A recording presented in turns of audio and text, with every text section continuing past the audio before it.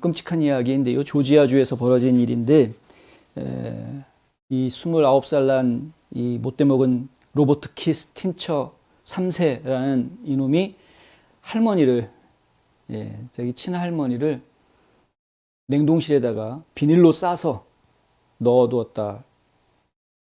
그리고 일정 시간이 지난 다음에 그 할머니를 다시 또 다른 장소에 있는 냉동실로 옮기는.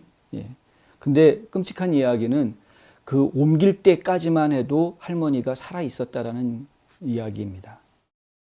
정말 생각만 해도 끔찍한 일이죠. 이런 일들이 벌어진다라는 것은 이 사회가 얼마나 지금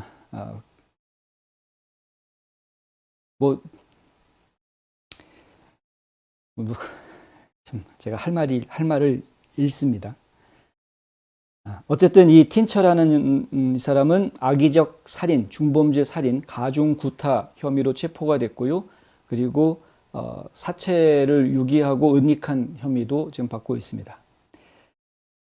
종신형에 처해질 가능성이 크고요. 최소 사형이 언도될 가능성도 배제하기는 어려울 것 같습니다. 존속살인이기 때문에 당연히 이것은 이제 1급 살인으로 규정이 돼야 될 거고요.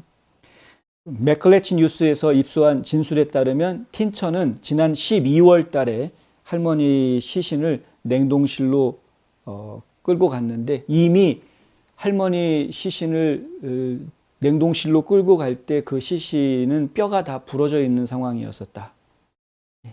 약 4개월 후 용의자가 냉장고를 자택에서 플로이드 카운티의 다른 장소로 옮겼고 그 새로 옮겨진 그 장소에서 유해가 발견이 되게 됩니다. 그 유해가 발견된 날은 4월 14일이었습니다. 며칠 전이었죠. 그러니까 지난주 목요일 날 그 유해가 발견이 된 것이고요. 사건은 작년 12월에 이미 벌어졌던 것으로 그렇게 파악이 되고 있습니다. 이 돌아가신 할머니 이름이 도리스 커밍인데요. 82세의 할머니라고 하고요. 도리스 커밍 할머니가 사망하기 전에 이미 여러 차례 부상을 입은 상황이었었고, 가족들은, 친척들은 이제 할머니에 대해서 12월 말에 실종 신고를 한 상태였다고 합니다. 근데 마지막에 할머니와 살고 있었던 사람이 틴처였기 때문에 이 틴처에 대해서 경찰 당국이 계속 의심을 했던 것 같고요. 결국 수사하고 조사한 끝에 이제 시신이 발견돼서 지금 현재 틴처는 플로이드 카운티 교도소에 수감이 돼 있다고 하고요. 이 시신을 옮겨갔던 롬이라는 장소, 조지아 롬이라는 장소는 그 애틀란타에서 북서쪽으로 한 70마일 떨어져 있는 그런 곳입니다. 이곳에도 한인들이 제법 많이 살고 있는데, 하여간 참, 이브아리아님 얘기하신 대로 고인의 명복을 빌고요. 금수만도 못한 그런 짓들을 인간들이 합니다.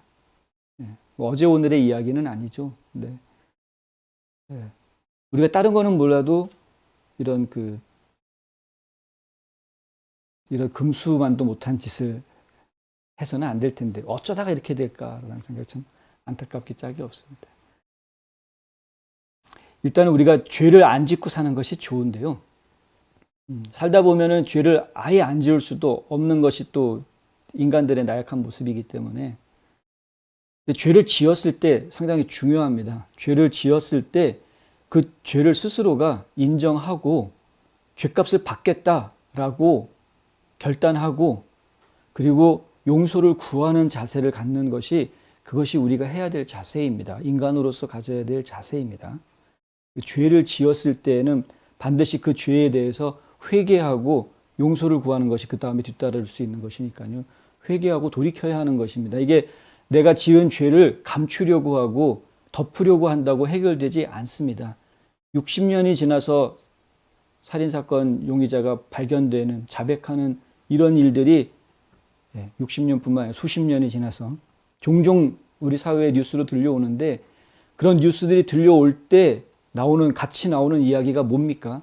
그들이 그 기간 동안 결코 마음 편하게 지내지 못했다라는 이야기입니다. 죄는 한번 지어 놓으면은 설사 그 죄가 사람들한테 알려지지 않았다고, 남들한테 알려지지 않았다고 하더라도 내가 지금 그 죄가 나 스스로를 굉장히 괴롭힙니다. 끝까지. 돈도 그런데요, 돈도 가만히 있지 않습니다. 사람을 괴롭힙니다. 그 돈이. 나 좀 어떻게 관리해줘. 나 좀 어떻게 좀 써봐. 돈이 끝까지 사람을 괴롭힙니다. 사실은. 돈을 다룬다라는 건 상당히 쉬운 일이 아닌데, 마찬가지로 죄도 마찬가지입니다. 그 죄가 끊임없이 나를 괴롭힙니다. 그리고 죄는 장성한다고 그러죠. 성장한다고 그러죠. 한 번 죄를 지었던 사람들은, 그리고 그 죄가 죄인지를 깨닫지 못하면 또다시 그 죄를 짓고 더 큰 죄를 짓고 끝에 가서는 자기 자신을 망칩니다. 술이 그렇게 하듯이. 나중에는, 처음에는 사람이 술을 마시는데 나중에는 술이 술을 마시고 그 다음에는 술이 사람을 삼킨다라는 이야기가 있지 않습니까? 지금 마찬가지입니다. 죄성이라는 게 그렇습니다. 그래서 죄를 지었을 때에는 빨리 깨우치고 빨리 그것을 인정하고 내가 내 죄가를 받겠다라고 인정하고 그리고 나서 용서를 구하는 것이, 그것이 우리 인간의 모습이어야 한다.